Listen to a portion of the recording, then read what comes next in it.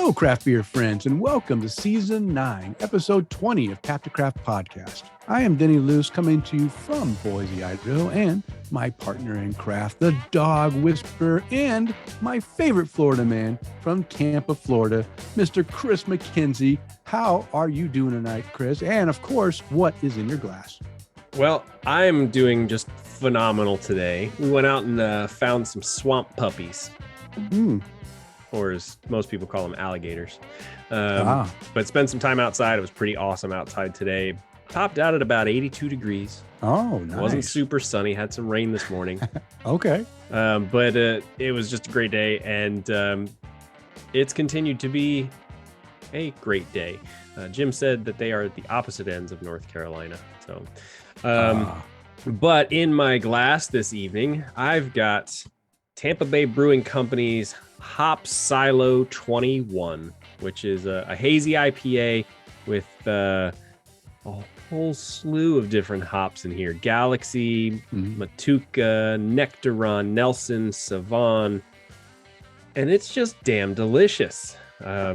Super juicy and just I think I only have one more can of this in the fridge, so it's sad to see it go, but it's delicious. Is that the same one you sent me, or is this the latest one? So this is the latest one. I think I sent you nice. 20. 20, I 21. think so. Yeah, nice. This is 21. So I'm really enjoying this beer. So excellent. They're in Raleigh, not in Asheville. Got it. Okay. Bummer. So what about you, Denny? How's your day going, and what's in your glass this evening? I'll be honest with you. I'm really tired. But you won't notice because I sound great, right? I'm happy. Phenomenal. Drinking, yeah, you sound fantastic. Chatting with my good friend Kris. We got Jim on here chatting with us too. We'll have other people chatting with us. It's always fun.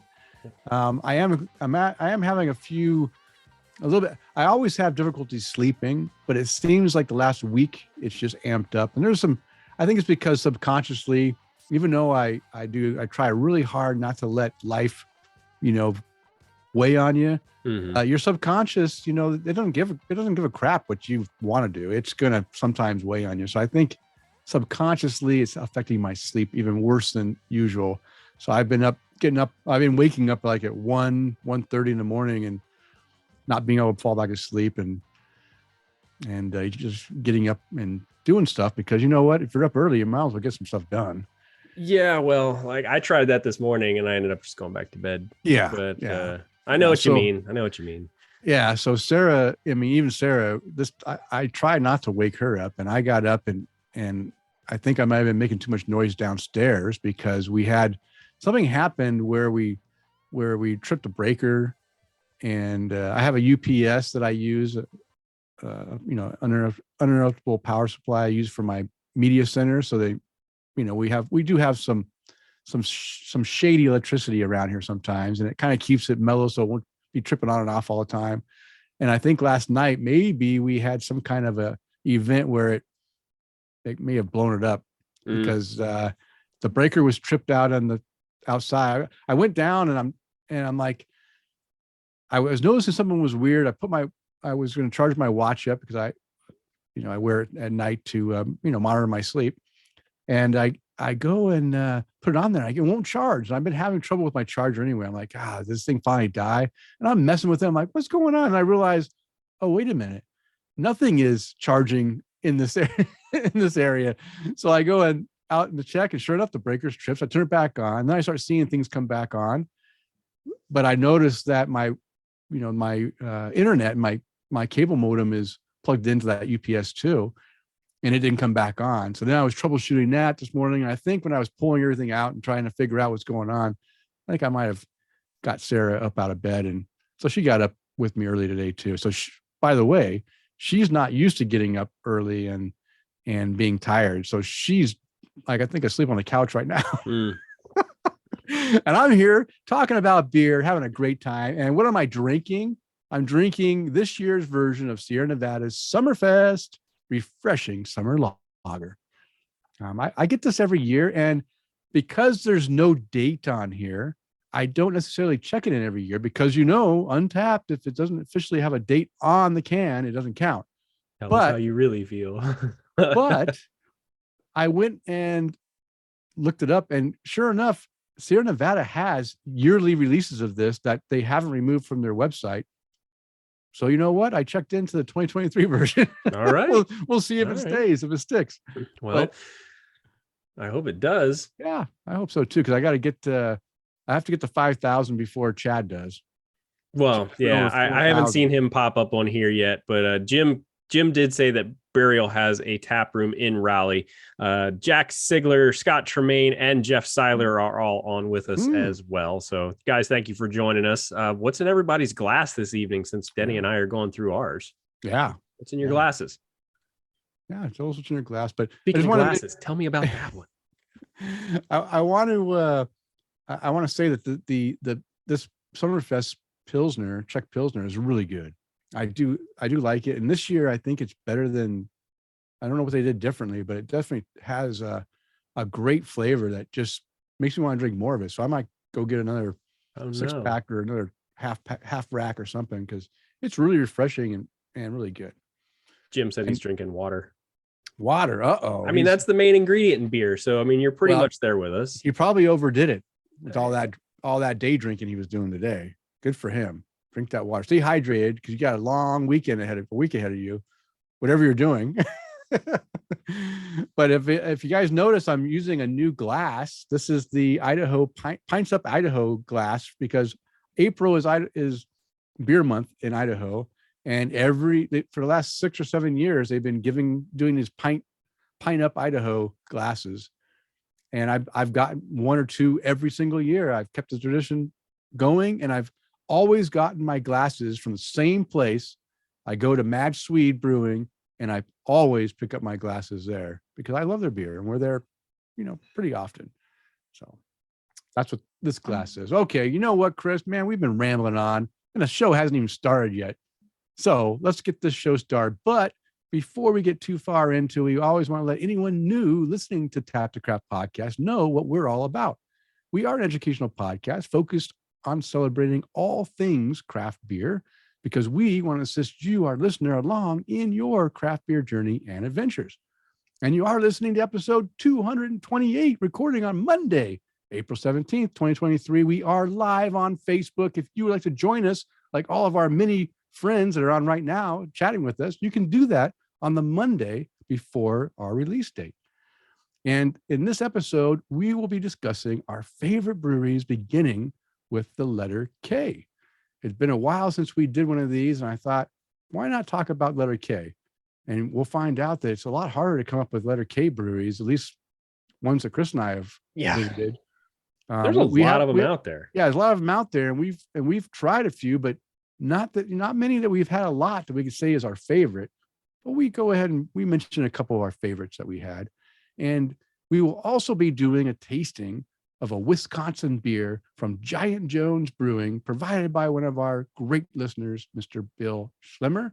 And you can always count on great conversation from Kris and I as well. And Kris and I would like to thank our Patreon supporters, because this episode is brought to you in part by our satisfied Patreon supporters like Mike Allen, Bill Schlemmer, Kevin and Amanda Argauer, Mark Reedy, Mike Blanchard, Tara Carlson, Jim Kutzel, and Alex Fuchs, who are our virtual producers, and Tom Byrne, Jeff Seiler, Johan Halberg, Chad Lamas, and Mark Church and Eric Grownley, who want to buy us a virtual beer. So if you enjoy the content that we provide, we invite you to support the show by toasting your host, or buying us a virtual beer, or even becoming a virtual producer. You can explore the options on our support page by visiting patreon.com/tapthecraft. We didn't get, we're not going to go over any feedback, because, we've gotten little bits of feedback here and there. One, I think we did get some feedback from the great community at Market 48 who did enjoy that show last episode with them. And I'm going to give feedback right now. Sarah and I listened to it, in our driving this weekend, and she fell in love with Tina and Mo, and all the interesting stuff they had to talk about. She was just like, when she found out about this underwater cave exploring thing, she went to the site while we're driving. She's looking up and just was like awed at all the amazing videos and pictures and things. She had no idea that Florida had so many underwater caves underneath it. And so that, I mean, just a few things that I hope all of our listeners enjoyed. And we did get some feedback saying that people did enjoy that episode. It was a phenomenal episode. It was, and it was long. I do apologize for it being way longer than normal. We'll try to, balance that out a little bit this episode if we can. This one, sure, but no, the ones where we get to, chat with actual interviewees, no guarantee on time. True. No guarantee on time. Especially as a conversation, it's just so entertaining and fun and interactive. It's really fun. But if you'd like to provide us some feedback with your comments or questions, you can reach us through email at taptocraft@gmail.com or on Twitter and Instagram at taptocraft. And of course, follow us on Facebook at facebook.com/taptocraft and visit our very own Tap to Craft podcast website. We also have a Discord server for our community, a private community interaction site that you just can interact with other listeners about craft beer. Got a number of different categories in the channel there. Add to whatever you want, comment on other people's stuff. That's fun, just way of interacting without worrying about all the trolls out there. Okay, Kris. I love trolls. Yeah. And I should mention that you can either find the link to that Discord server on the top of the webpage, taptocraft.com, or on our Linktree site. Just go to linktr.ee/taptocraft. Have all of the links to various things on there. You can just click and go right to the website or go right to iTunes for the show or Spotify or, Google Play, whatever. We got all kinds of stuff there, and Discord, of course. Okay, Kris, we are flying through this show because now it is time to continue the conversation with our Untapped the Craft segment. I know I totally blew that, but it's okay because we want to find out what our listeners are drinking according to Untapped. Well, I know Jack Sigler is drinking I don't know how to pronounce this, man, but Kione by Mortalis out of New York. He said it was delicious. Of course, we talked about Jim Kudzall. He's enjoying his water, which I don't blame you. And he said that they are headed to Myrtle Beach tomorrow. So they've got a busy day in front of them. So hopefully there's beers ready when they get there too. Yeah, but real quick, I'm going to be talking about a Mortalis beer later on in the show. Yeah, so just wanted to get that little tidbit out there if people want to hear what I had to say about it. Beer. Well, that's special. Okay. Well, we're going to start off. Remember, guys, if you want us to read your check-ins, make sure you follow me on Untapped at MCK1345, and we read your check-ins approximately within 24 hours of our live recording time. So we're going to start at 19 hours ago with Mr. Tom Byrne drinking the 2023 version of Parabola by Firestone Walker. Nice. If it comes in a box, it's for me. That sounded funny. Anyway, no notes on this one, but a few people have chimed in with comments like Jeff Seiler saying, "Hey, I've got one of these waiting in my beer pantry. Can't wait. Cheers." He gave us 4 1/4 caps. I love this beer. Me too. Their Parabola is always really good. So cheers to you on that one, Tom. Next on the list, Mr. Alex Fuchs has got a couple of check-ins. One is a sour series, juniper and juice sour ale. Wow, that one was fun to get out. By Horizon. It's either Horizon Tea or Horizon Brewing. No notes or rating on this one. And then also checking into a Roast Me by Oak and Ash at somewhere in Hebrew. So 3.5 caps for that beer.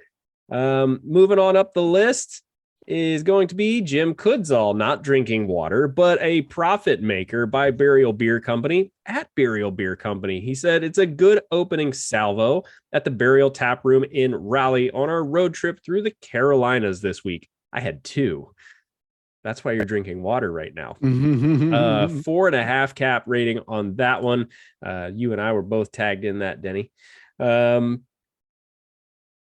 Tara also drank that one as well. She gave it 4.5 caps, and she gave notes of a nice manly brewery while we are on the way to the world's strongest man competition. Are you really? Is that where you guys are going? Like a little burly establishment for Yeah. stuff. Well, 4.5 cap rating for that one from her as well. She's also checked into a for at once we were all at rest. They always have the goofiest beer names at Burial. For at once we were all at rest by Burial Beer Company. Had to get a beer with a complex name. You nailed that one while I'm at Burial.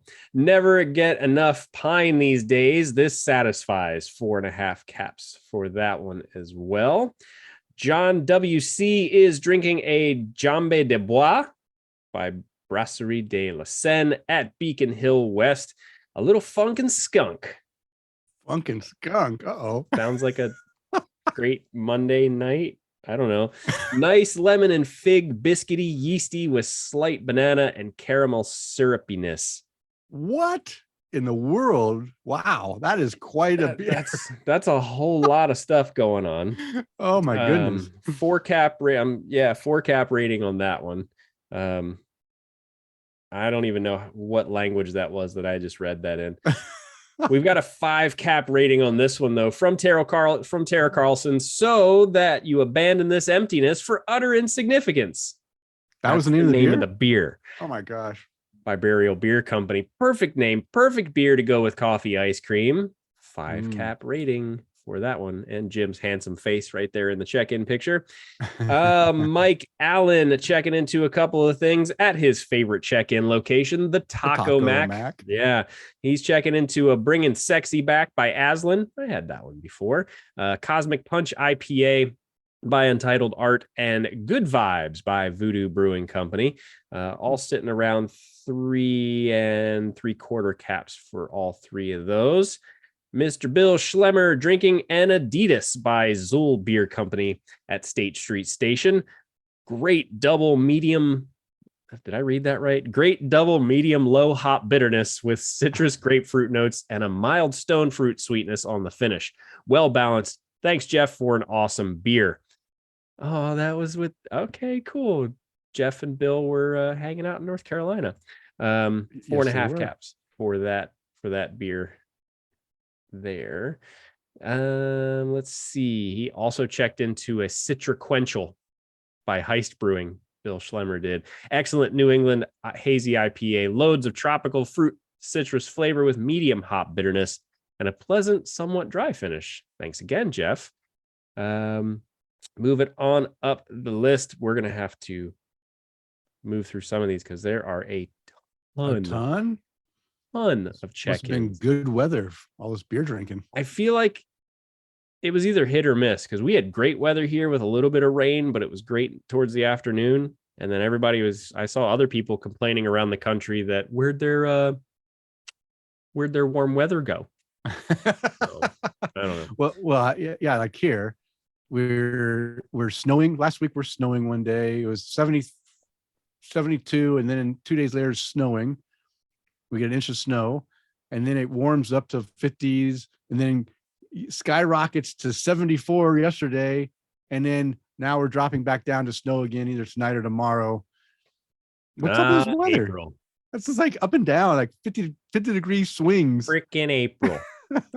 Art Warcheck is drinking a double dry hopped Ghost in the Machine by Parish Brewing Company. His comment, it's back. 4 3/4 cap rating for that one. Eric Gronley said, what was your favorite summer 2023 moment? 5 inches of snow here yesterday. Dude, you live in Minnesota. It's going to snow there till June. 5 inches? Oh my gosh. I'm complaining about 1 inch and he got 5 inches. Yeah, there's a funny joke in there somewhere too. Next on the list, we're going to have to go with Jeff Seiler is drinking a Thank You 2023 by Maine Beer Company. I love that Maine annually releases a thank you beer. It's a thank you to its employees, nonprofit partners, customers, and others. Such a cool idea. Oh yeah, it is cool. Amazing beer too. Yeah, I was just at the store and I saw this. And oh, you should have got it. I was at Total Wine and More, Denny. Oh, and I was going through the store and I was like, "Ooh, let's I've never seen this IPA before. Oh, This was canned on 2019. August 2022. No, thank you. I'll put that one back.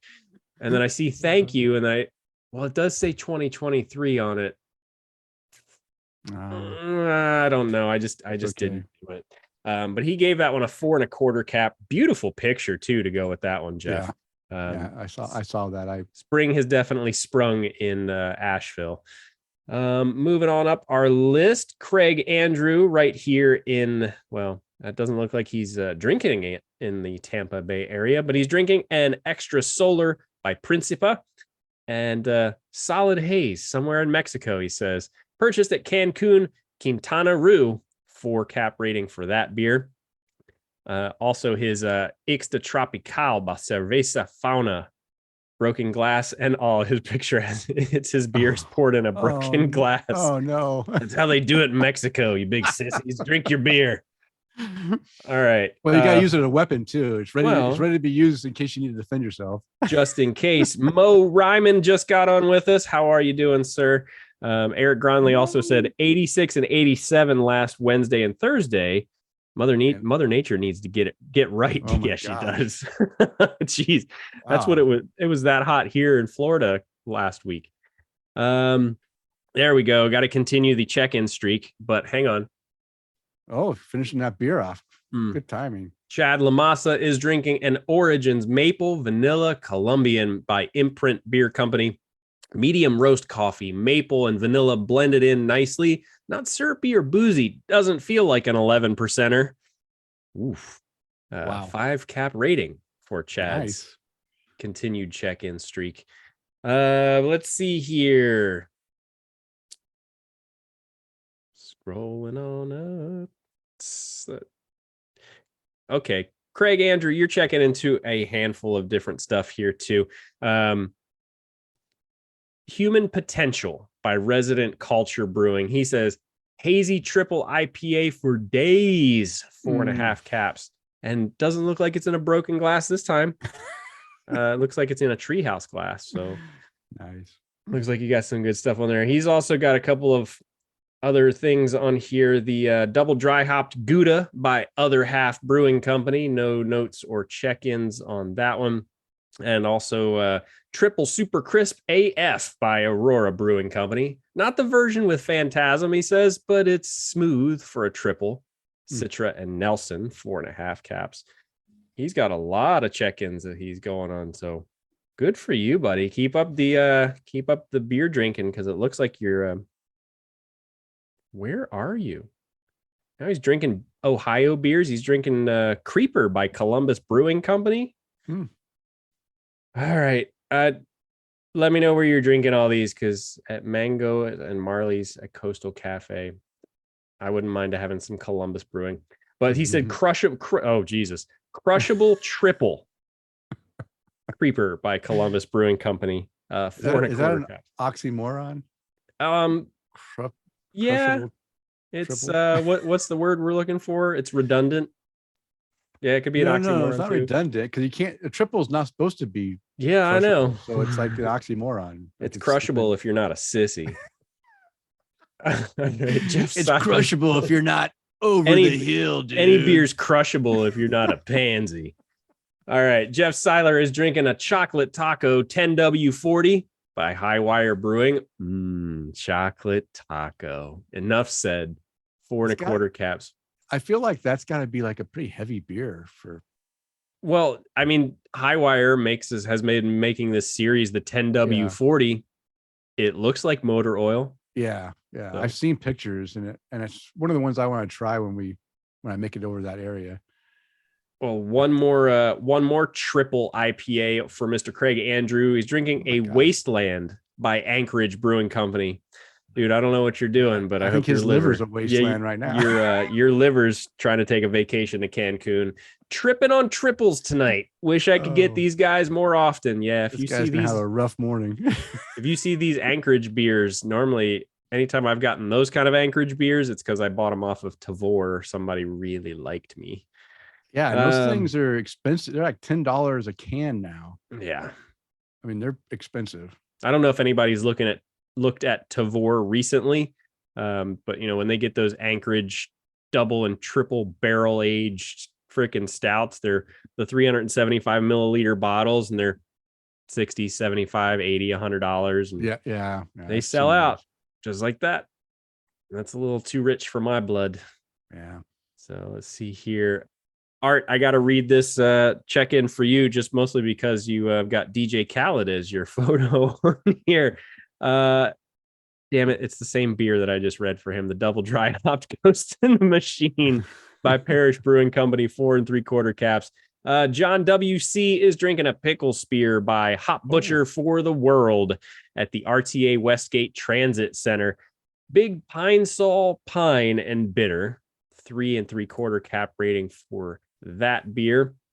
And I can't read my own check-in. I didn't put any notes. Okay, it's my Hop Silo 21, but I'm going to talk about it in my new and noteworthy. Oh, okay. Well, let's hold on then. Hold on. I want to give it all away. And that's what everybody's drinking. Woo, that was quite a list, Kris. And I have to admit, there's going to be some headache feeling guys at the end of the day tonight or tomorrow. There's some big beers that we just talked about. That's crazy. Yeah. I don't know what you guys are doing on Tuesday, but I hope it's going into work late. All right. Well, you know what? Talking about big beers, Kris, let's go ahead and do a tasting note of a big beer from Wisconsin. You ready?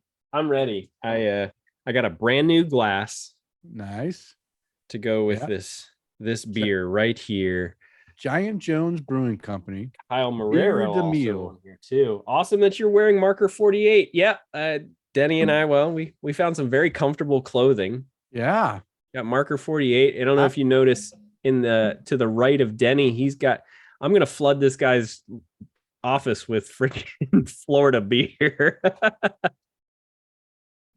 We've got B cups in there. We've got some Reef Donkey. We've got some marker 48 koozies in there.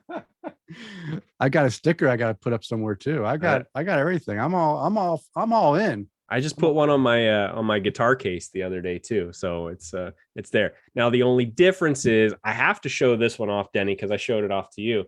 Yeah. I went a little West Coast and got myself a Reuben's Brews shirt. So what bottle opener should I use? Let's use this one. Let's use the little butterfly knife. Is that a marker 48 butterfly knife? It isn't, but it's actually a Tap the Craft. Oops, that's upside down. Yeah. Tap the Craft bottle opener that I got for Christmas a couple of years ago. Okay, so we're drinking the Giant Jones Brewing Biere de Miel. It's a collab with Boss Meadery. And why, that seems like an odd collaboration, right? Is with a brewery and a meadery, but it's because this is not really a style, but this type of beer, this Biere de Miel, I can't even say it. Miel is basically like a farmhouse ale made also with honey. And it's a few breweries brew this thing. And this is the first time that I'm going to try one. And I wouldn't be trying it if it wasn't for Bill Schlimmer sending this to Kris and I for us to taste on the air. So this is a special, kind of a not easy, not readily brewed places beer. But this brewery in Wisconsin. Now, this brewery, Giant Jones, we have 3 beers that Bill sent us. We're going to do one each of the next shows. And this brewery is a female-owned brewery, and they also not only female-owned, but they also are LGBTQ.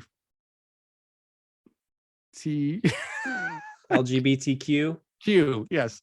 Sometimes I was trying to make sure I got all the letters in the right order. I didn't want to mess up, but yeah. So I'm looking forward to. I did read some articles on this brewery and how they left jobs to go do something different, and they decided to open a brewery and brew some special beers, right? Some. So it's got a nice label here. You see that it's got a bee. She's wearing a bee. And she's a bee, like a queen bee, holding some hops. I think it's some and honey, and a jar. I can't get it all straight, but yeah, this is a 9. This is typically a 9.5, but on the side of the bottle, handwritten, is 9.4. This was bottled on 9/3/22. Yeah, there you go, Kris. Good job. And oh wow, it says there's something written here. See beyond the pale, flush with florals, bountiful nuts and fruit, a buzz with spices, and a dry, grainy finish. The vision of this beer was cast by Giant Jones and Boss Meadery. Yeah, I'm going to say I really like this artwork of Giant Jones. I'm going to be saving these bottles for sure, because you know what? Finding bottles these days is tough. So I can just add this to my, new bottles to my bottle collection. Okay. On Untapped, there's only 207 ratings, and it's got a 4.1 cap rating, which is pretty good for that beer, or for a beer. All right, so smelling right off the top here, it's got a little, you can smell some sweetness, and I don't necessarily say it smells like honey, but I think maybe the honey aromas with the other ingredients in this Farmhouse ale. Not a lot. Oh, also looking at the appearance, almost zero head. Yeah, I poured this thing not hard, but not soft either, and the head definitely disappears. There's a slight little ring around it. You can see that if you're looking at the camera, you can see it's very effervescent. Got a lot of bubbles coming up. I think you used the appropriate glass for that one, because I don't have a ton of bubbles. But I also didn't pour it very hard either. Yeah. It's got a honey color. It's got a nice honey golden color. And it does smell. It smells like it might be a little sweet. Oh, you know what? It smells like it's got a cinnamon or something. It's got. I'm getting some actual flower, like not grain. Actually, maybe flour, you're right. Maybe it is floral. Like floral. Yeah. Maybe it is a floral aroma, petal, like floral petal aroma, but also some yeastiness. Yeah, maybe some yeastiness. Yeah, the aroma is intriguing.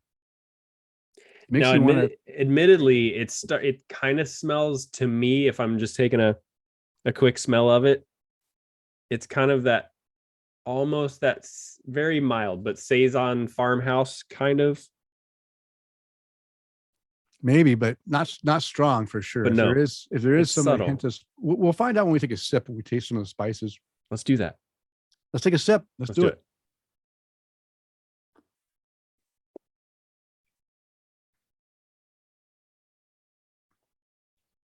Wow. This is very interesting. It's got a lot going on. I mean, there's a lot of stuff going on in this beer. This is crazy. I get some kind of maybe it's the floral flowerness, but almost like an orange zest or orange, like when you open up orange and it flies out the little vapors. Oh, that oil. Yeah, the orange oil. Almost like orange oil that kind of surrounds my mouth. But again, maybe that's what my brain is saying it tastes like.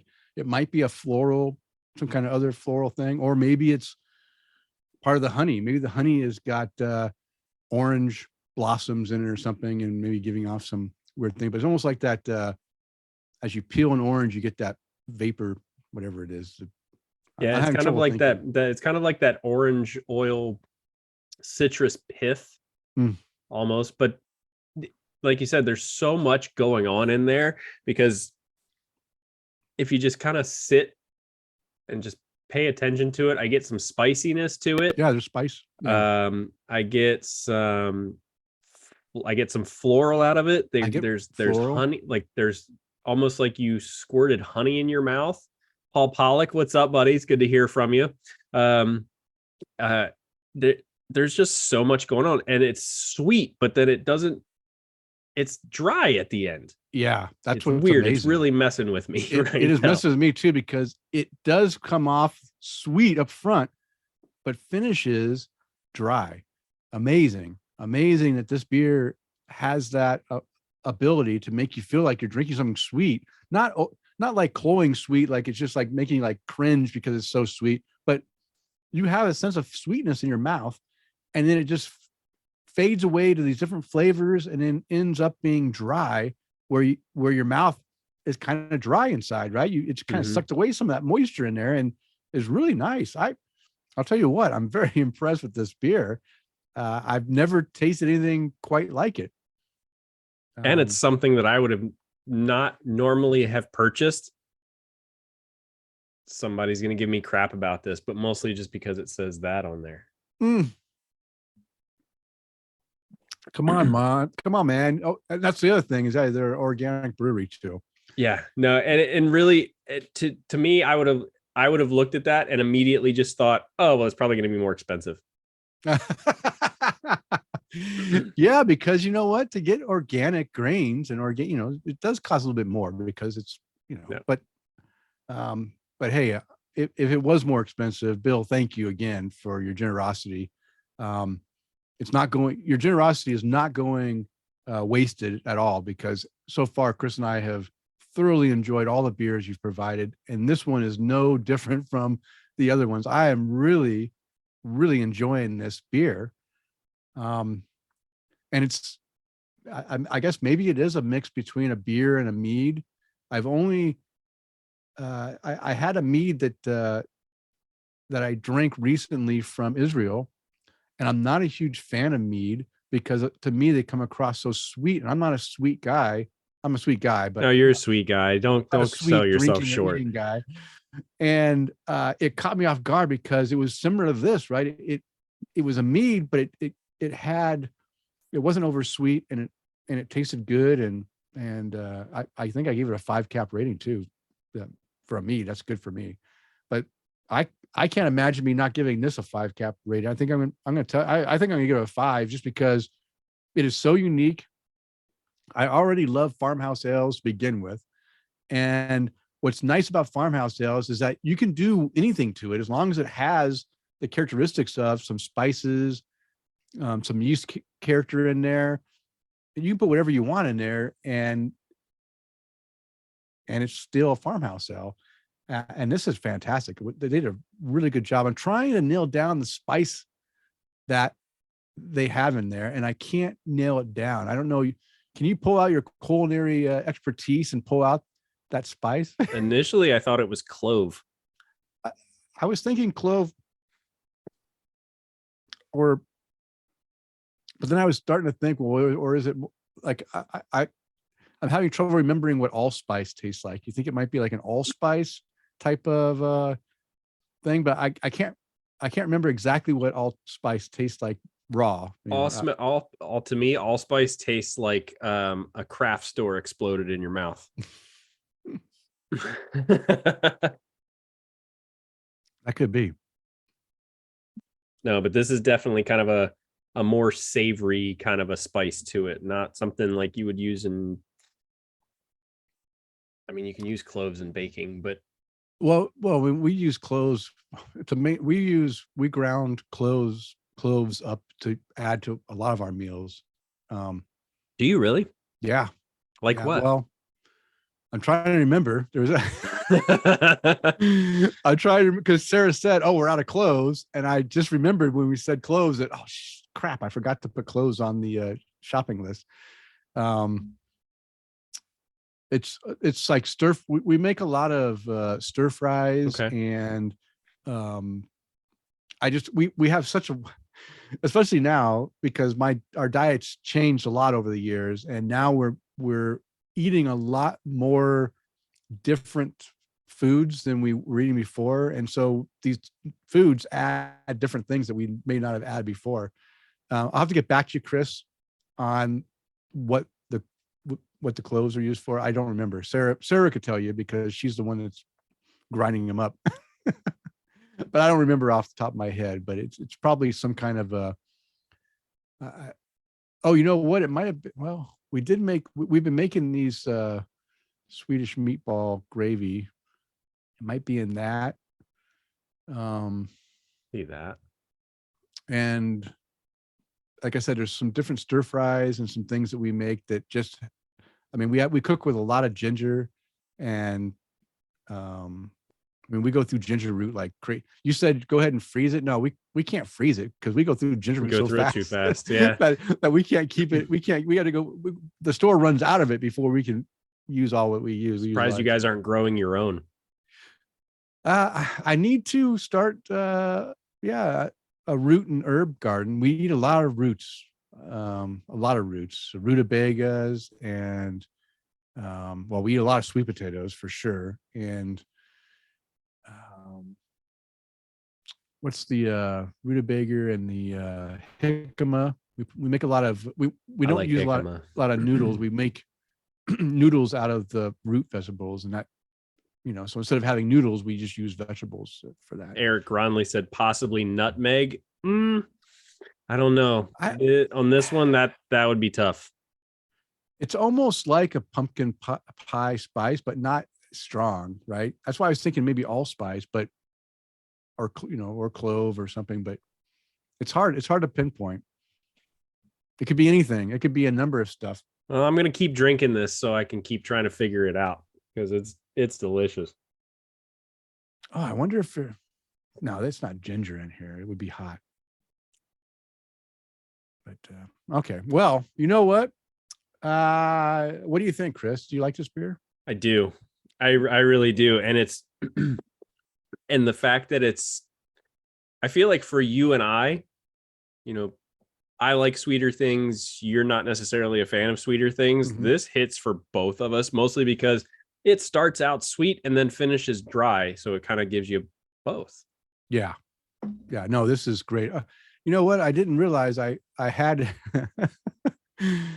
Let's read what the brewery has to say about this beer. Strong Belgian style ale brewed with honey. Okay.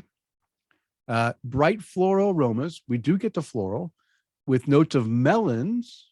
Okay. And spices. Gentle lemon and orange peel with a dry, grainy finish. So there is some oranginess in there, right? Orange peel. And that's why I was kind of saying it's like what is it called when the stuff comes out of the orange? When it's orange oil. Orange oil? Yeah. That's what I got a sense in my mouth when we first started drinking. It's like, wow, it's like coating my mouth with this orange oil mixed in with clove. Actually, you know what? You might be right about the clove because that's what it kind of reminds me of. In Christmas time, when you make those clove oranges, mm-hmm. It's kind of like that, right? Maybe it is. Oh, yeah. Yeah. Oh, yeah. Yeah. Okay. Well, you know what, Kris? I already said I'm going to give this a 5 cap rating for Farmhouse Ales. I love this beer. 9.4%. I can't tell it's 9.4. Oh, we're gonna know in a minute. We're gonna know in a minute when Kris and I are slurring our words and falling over because this is all I have. I just poured the rest of it in my glass. Okay. Be careful. There's sediment. There's sediment in the bottom. So I know. I felt super ambitious because I got my first beer done, and we were ready to just jump into this. So I was like, all right, we're right on time. And then I was going to see if you were not going to be able to finish your big beer that we would go into the next section. But you know what? You manned up and you've just downed that thing. Yeah.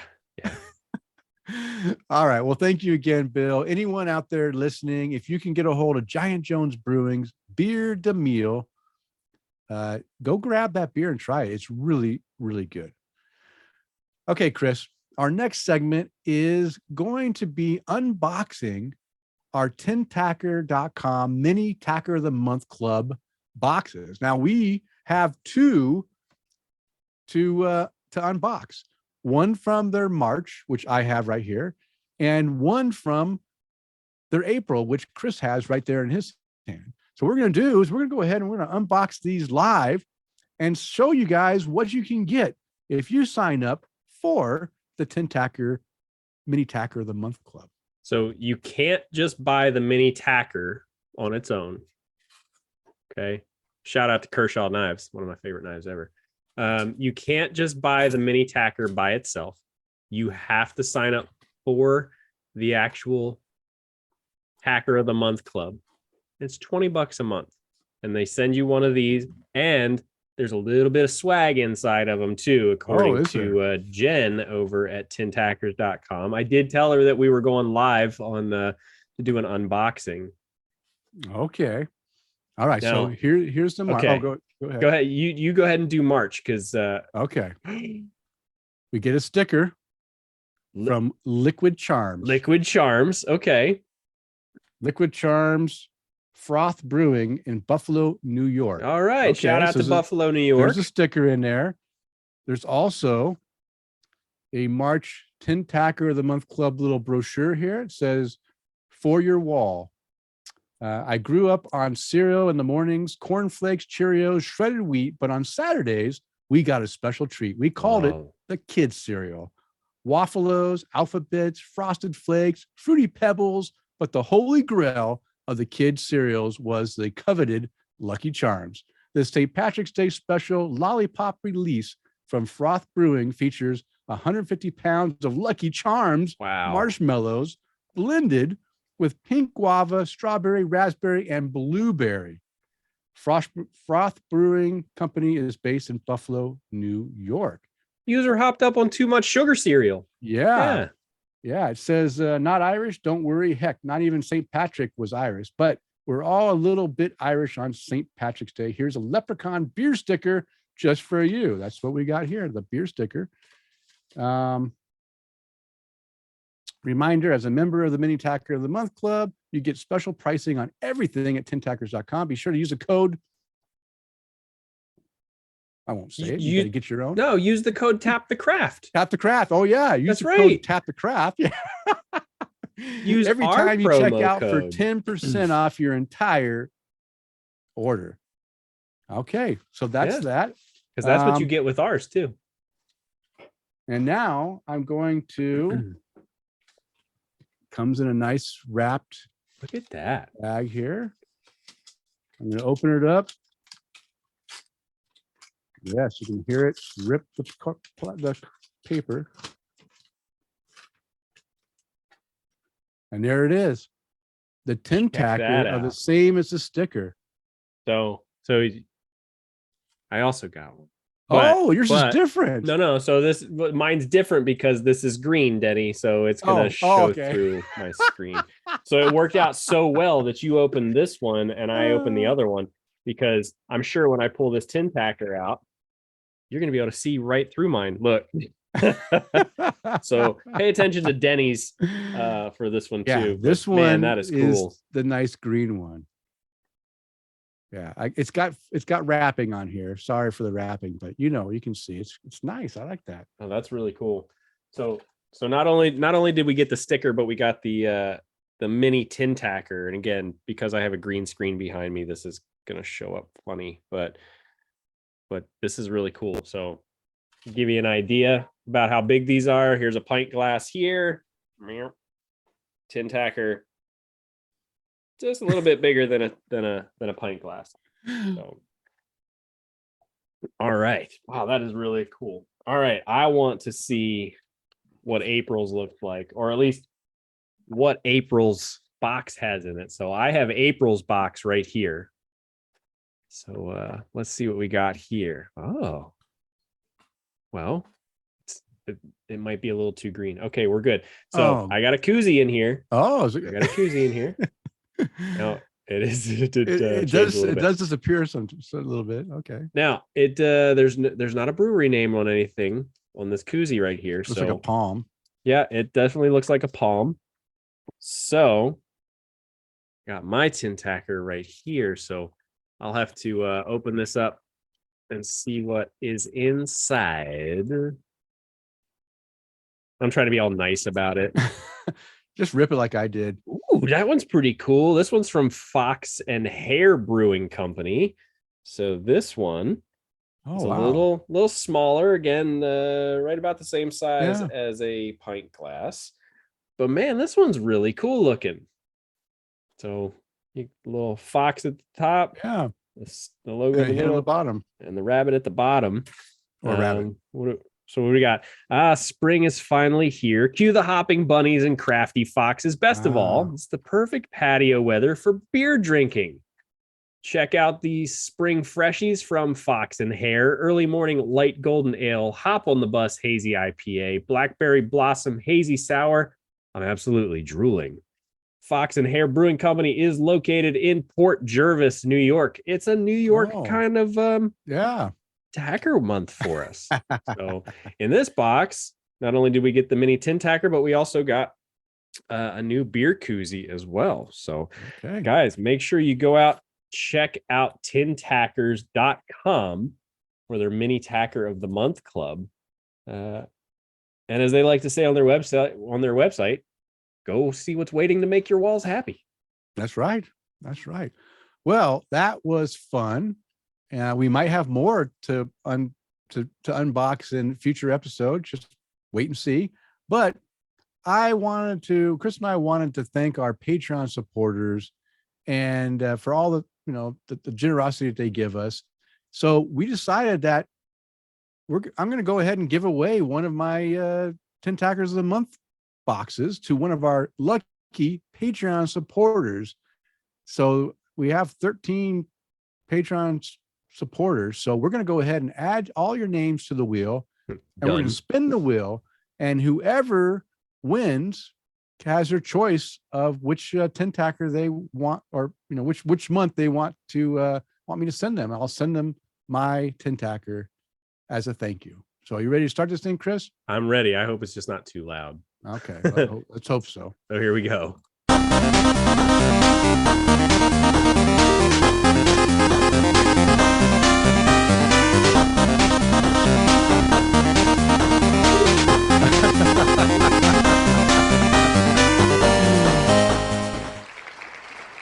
Wow. Looks like I'm going to be spending some money. This is going out to Johan Halberg. I know he is not going to be happy if I send him something all the way to Sweden. But Johan, you have won.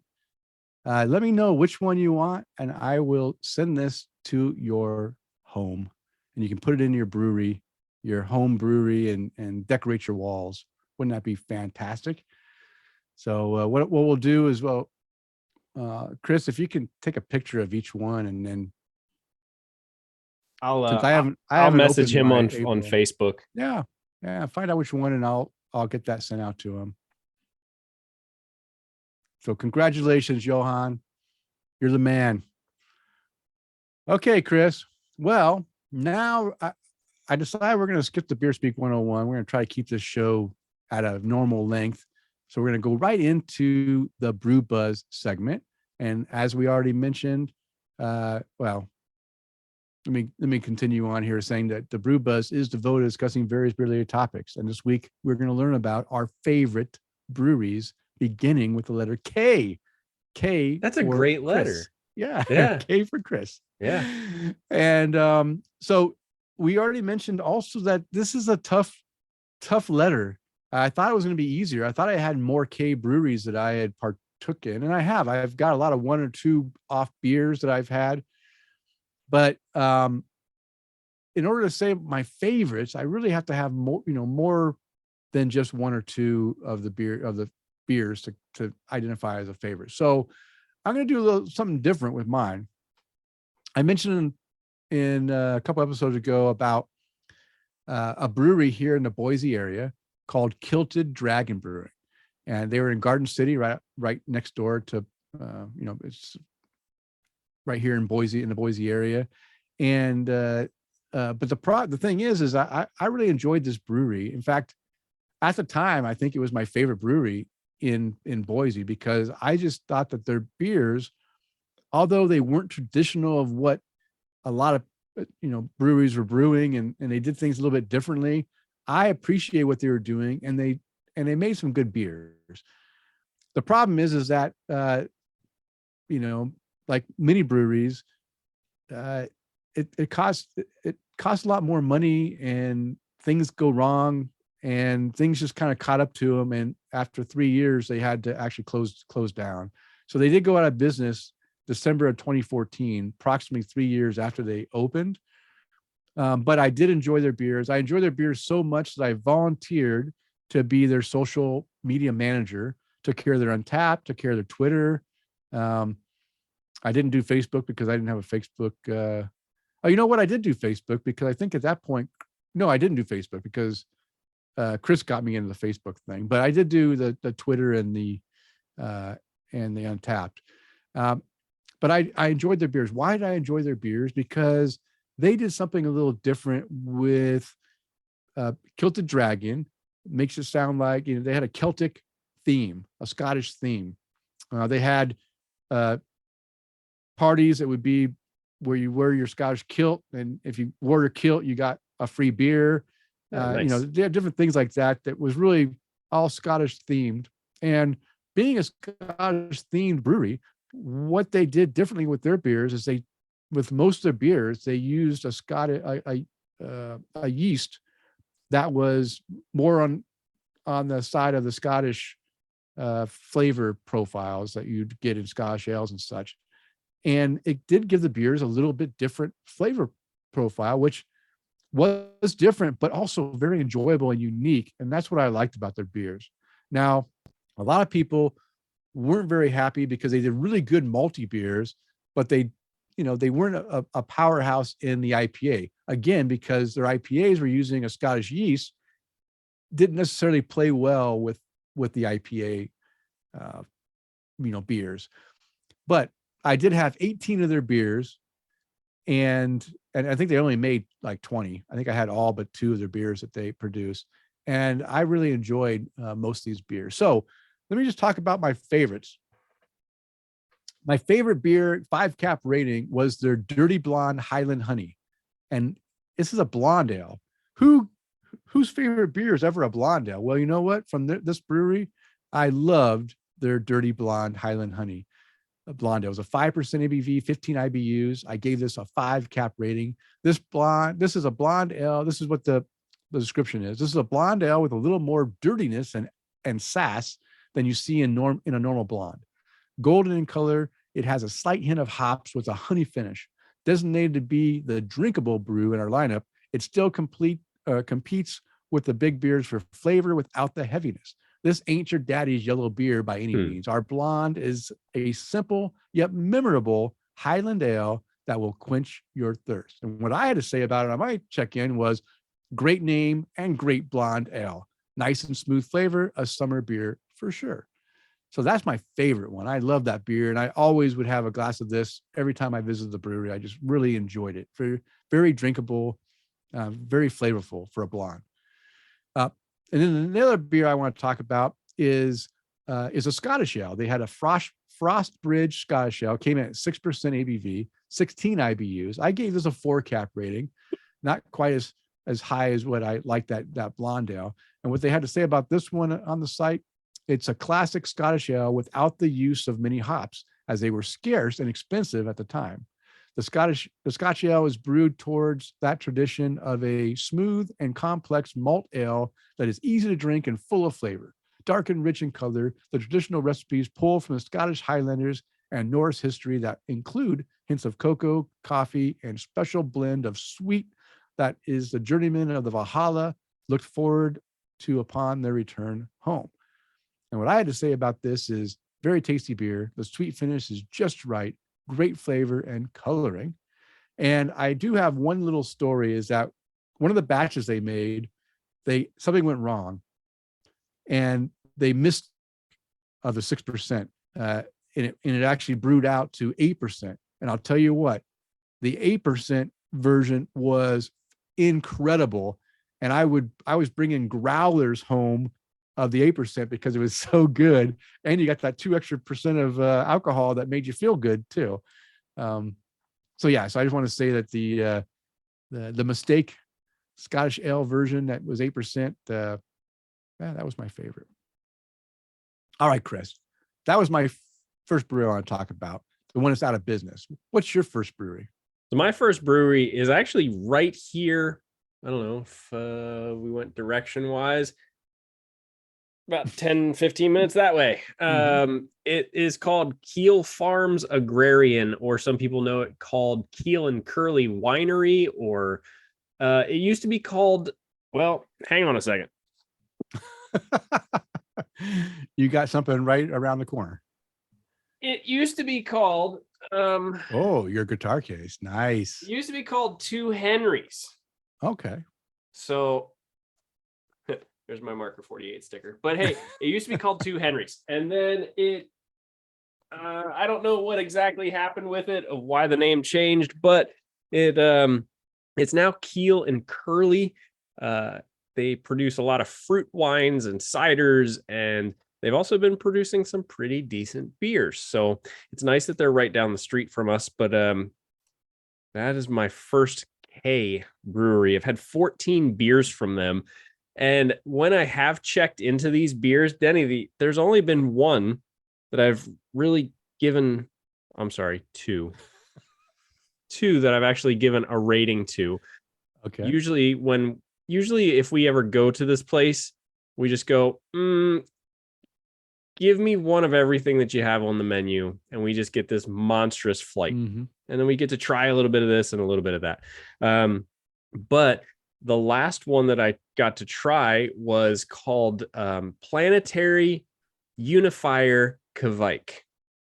Oh, okay. And it was right around the time that you and I were talking about the Kvike yeast. And I said, Kvike is now on my list of beers to search for. Thanks, Denny.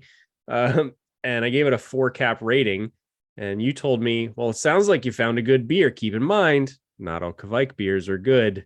But that was in September of 2021. So we got to try that one out. But most of what I've had there have been like, they had a Harvest Goza, a Farmhouse Lemon Ginger, which I immediately thought of you guys when I got to try that one. But there's a lot of ciders. There's pineapple cider, strawberry lime cider, mango cider. They have an IPA called Sustain IPA. And then there's an elderberry cider, all very sweet, very fruity, just give you a headache the next day. So, well, if you drink too many of them, let's just say that. So they make some great stuff. They have a fantastic just outdoor area. They have a restaurant there. They usually do, you can go like berry picking. I think they also do like, you can go pick all kinds of different fruits there. They've got a farm there. They grow a lot of their stuff there. They make a lot of different wines and ciders and some beers. It's a really cool place if you just want to take a Sunday and hang out on a farm in Florida. Nice. But it's a really cool place to check out. And that's one of the big reasons that I wanted to put it on my K breweries. Well, that's a great reason to put it on there. And it sounds like a good addition, because I think most people are going to question our K breweries. Maybe not this one we're going to talk about now. Maybe they've heard about this one, but again, it doesn't get out that far. Maybe Tavor can give you some, I don't know. But so the one that's still around, still brewing, still making good beers is Knee Deep Brewing out of Auburn, California.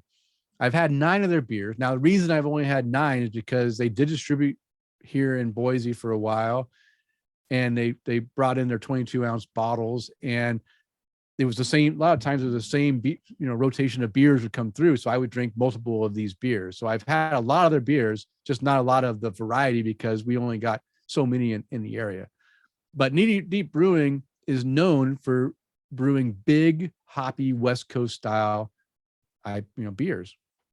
In fact, the owner of Revision Brewing came from Knee Deep Brewing originally. So, they kind of branched off and did their own thing. I went to Reno.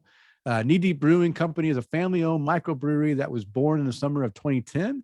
In the first year, their beer was contract brewed in a small brewery in South Lake Tahoe, California.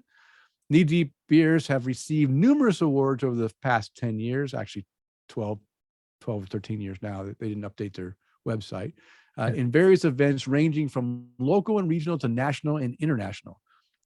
They say that their collection of awards can be viewed in their tap room in Auburn. The Knee Deep brand is recognized across the country as well as several other countries, and are known for the quality and consistency of their IPAs and other styles. They take pride in brewing outstanding craft beers. Now, fast forward to 2020, and they're in their 37,000 square foot brewery with their 15 barrel system. Has their original 15 barrel system has been replaced with a 40 barrel brew house, and their 10 barrel pilot system. And they have 60 and 90 barrel fermenters with no overshadow, that are now overshadowed by multiple 120 barrel fermenters. Wow, that's a lot of beer. Yeah, it is a lot of beer. But yeah, so that's now. Interesting thing is, when Sarah and I made our trip to go do our Northern California brewery crawl, we went to Auburn. We went to Auburn Ale House, which makes some good beers too. Knee Deep had just opened up, and we didn't know that they had just opened up. We didn't find out until we got back that they even opened a brewery. We could have actually gone to the grand opening when we went through there, but yeah, it was just bad timing, I guess, on our part. But yeah, Knee Deep is good. So let me talk about my favorites. I have 2 beers I'm going to talk about. My favorite beer from them is what they call their Midnight Hoppiness Imperial Black Rye IPA. Clocks in at 9.5% ABV, 100 IBUs. I gave this a 5 cap rating. 5. Now, I don't know. Other people just don't know good beer, because it's got an average of 3.91 with over 15,000 check-ins on Untapped. What they have to say on the Untapped page for this says, well, this is what I said. I said, awesome citrus hop aroma, midnight black coloring, hop flavor with awesome roasted malt finish. Perfect. That's what I had to say. They didn't say anything about it on their check-in. But yeah, 5 cap. I love this beer. Love it. I drank many bottles of this. A really good Imperial Black Rye IPA. And if I could get it again, I would be buying this beer right now. But like I said, they're not distributing in our area any longer. The next beer I'll talk about is also a 5 cap rating, Simtra Triple IPA, 11.25% ABV. It's a big boy, 131 IBUs. That's a big fella. Yeah, it's a big one. Now, this beer is a 4.11 with over 43,000 check-ins on Untapped. The Simtra Triple IPA delivers a punch in the face with its very danky hop aroma derived from Simcoe and Citra hops. You wanted more hops? You got them. That's what they had to say about this beer on their side. I said, in my check-in, I said, my second triple IPA ever, and it is quite a treat. Hides 11.25% very well and has some fantastic hop flavors with malt backbone.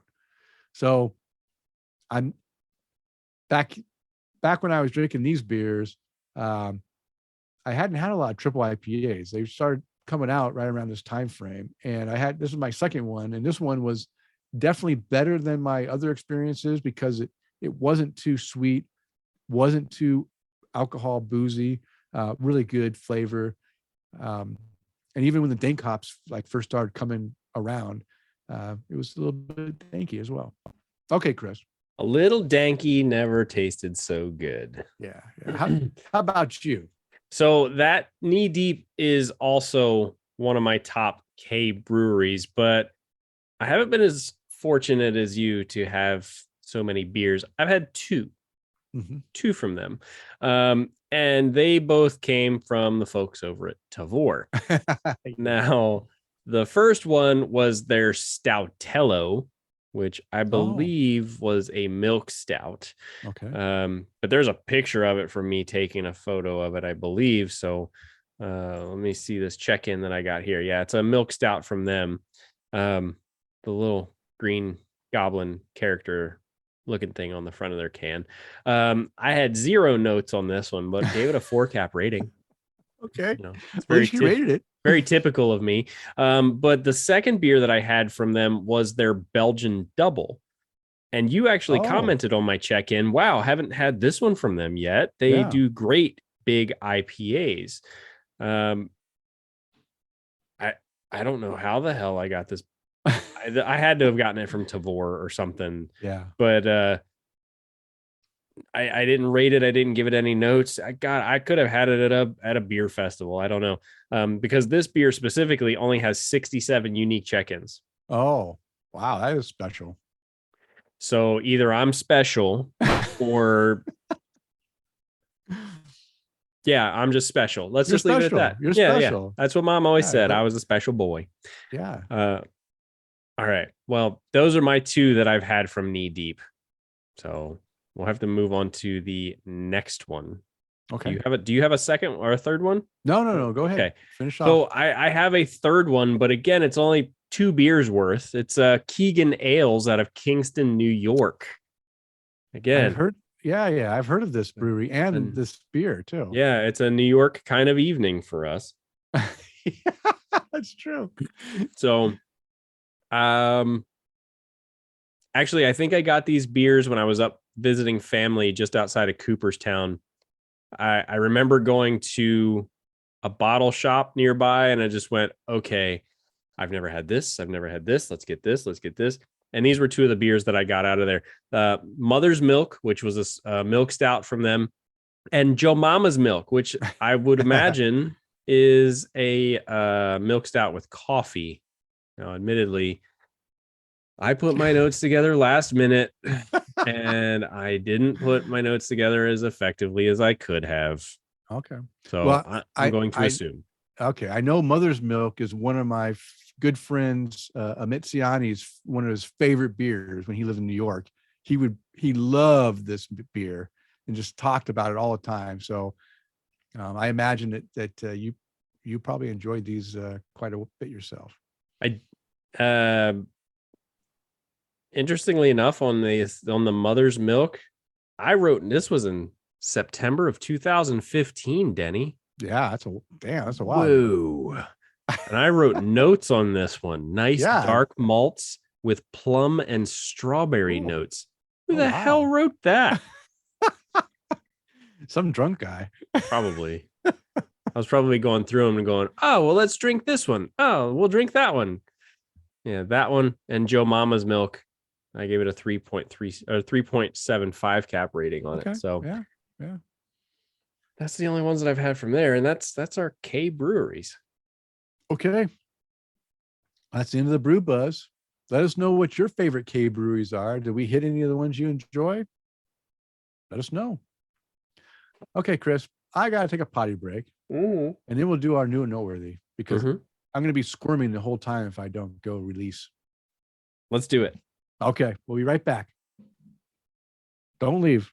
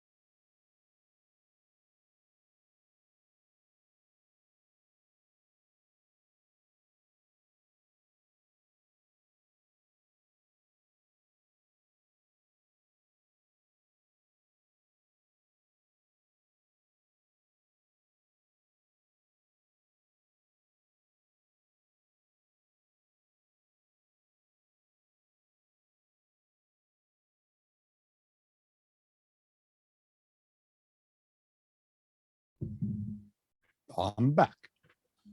Oh, I didn't bring mine up. How you doing? I just took a sip of beer before I ran out into the kitchen. So it's you got to wait it out. But okay. All right. Well, let's get this thing finished up. All right, now it's time for our new and noteworthy beers. Kris, you have some beer to share with us? I have one. Oh, good. I One's have good. one.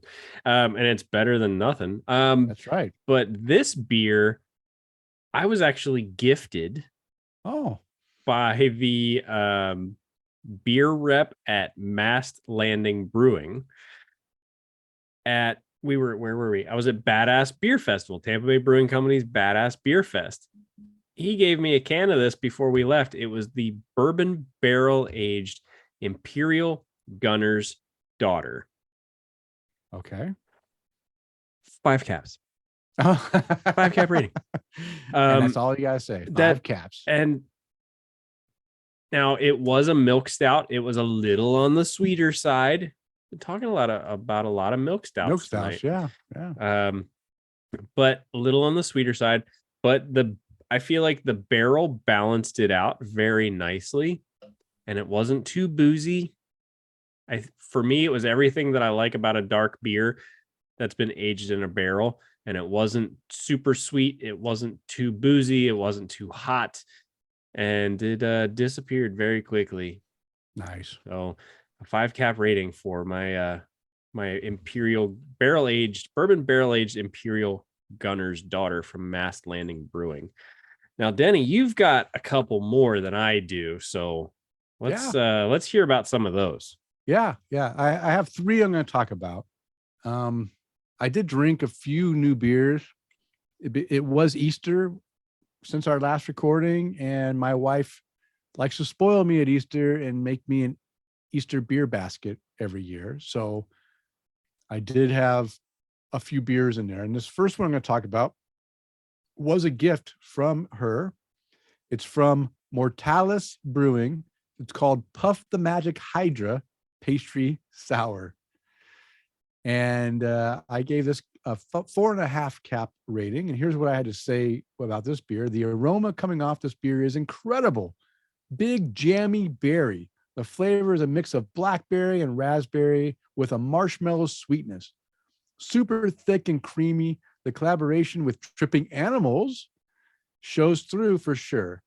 Great smoothie sour. Yeah, this is a That sounds like collaboration Mortalis. with Tripping Animals. This is actually the second Mortalis Brewing beer that I have tried. She got 2 of them in my basket. The other one didn't make the cut. It was a good beer. The problem is that these beers are like $10 a can. Yeah. For a 16-ounce can. And I'm like, if it wasn't a gift, I would have never probably tried them. But of the 2, this was the one that was definitely, was special and was really good. I really enjoyed that beer a lot. So that's my Mortalis Brewing Puff the Magic Hydra Pastry Sour. My next beer is from Mad Swede Brewing. I haven't talked to them for a while. We were there, not this last, well, I was there this last Friday, but then before that, I was there Saturday, and that was Pints Up Idaho Day, was Saturday the 7th or whatever it was. And so I had several beers there. But this is one of the new ones they had that I really enjoyed. It's called the Shakesbeer ESB. It's an extra special bitter. I said, very good ESB, nice malt flavor up front, finishing off with a slight bitterness. Hops provide a slightly fruity flavor. 4.25 cap rating for that one. And then my last beer is from Equilibrium Brewery. And I think they're a New York brewery, right? Or is it Equilibrium? Is that New York? Shoot, I can't remember where these breweries are from. This is called Fractal Eclipse. And it's an American IPA. And all I said about this, short and sweet, good IPA with a variety of flavors. 4.25 rating. So I'm not always so wordy when I do my my Untapped Good to know you're human. Yeah, I'm human sometimes. But I think at that point I was already probably a few beers in, and I didn't want to waste the time waiting too much. It was a good beer. I mean, I've had mixed experiences with Equilibrium, and again, they're a higher priced beer, and I just don't want to pay a price and not be blown off my socks. This beer was definitely good. I enjoyed this one. Okay, Kris. Well, we did it. We're going to bring this show to a close. But before we bring it to a close, it's time that we have an opportunity to raise a glass to someone or someones we want to raise a glass to. So who would you like to raise a glass to tonight? Well, I want to raise a glass to two people. One, Ed Meehan, who just hopped on with us. Oh, right Good at the to see end. you. Right here at the end. And second is going to be happy birthday, Tom Joseph. Oh, Tom Joseph. So I want to raise a glass to those two gentlemen. Happy birthday, Yeah. Tom. Ed, always good to see you, you goofy bastard. And Denny, who would you like to raise a glass to? Okay. I would like to first raise a glass to our Patreon toast tonight goes to Mark Reedy. He's a young man that left us a voicemail in our last episode. Thank you, Mark, for that. Thank you for your patronage. Cheers to you. Also, if I guess we never gave out the voicemail. If you want to go ahead and get your voice heard on the show, leave us a voicemail. If you don't feel like typing, you just want to go ahead and lift that phone and dial in a number, hit that speed dial with it, and just talk to us. You can do that at 208-536-5. 208-536-3359. 3359. I almost had it off the top of my head. Or yeah, but you know what? If you forget that, what do you just use, Denny? 208-536 odd. No, 208-53 oddly. 53 oddly. That's even easier to remember. See, even I can remember it. One less number and a word. You got this. All right. Well, that's our Patreon toast. Also, I found out this last week actually week before last, that a brewery that I really appreciated and I enjoy every time I visited the brewery, I enjoyed their beers. The only problem is it wasn't convenient for me to visit them, right? I had to have a purpose to go out there. I just don't go that direction ever. But every time I went, I really enjoyed their beers. And I found out that they closed down, they shut down operations. Maybe someone else will buy up their brewery and open it up as either a new name or something else. I don't know what's going to happen, but 2C Family Brewers, I've mentioned them on the show before. They made a variety of different styles of beer really, really well. And everyone was just done, really well done. And they went out of business, which is sad because I did like their beers. They just need to be in a better location, right? If I lived in Nampa, I'd be visiting them all the time when they were open. But because I don't, it's just too far for me to drive, just go have some beer. So and also I wanted to shout out and raise my glass to Tina and Mo from 48 Marker. As I already mentioned earlier in the show, man, thoroughly enjoyed talking with you two, and my wife enjoyed listening to our conversation as well on the podcast. And last toast, I have a lot of toasts tonight, is to our two patron supporters, Jeff Seiler and Bill Schlemmer, who met up in North Dakota at Burial Beer and had beers and laughed together. North Carolina. Is that what I said? You said North Dakota. Oh, not North Dakota, North Carolina. Met up and had beers and had some a great time together. It looked like they were laughing and having a good time. Cheers to you two.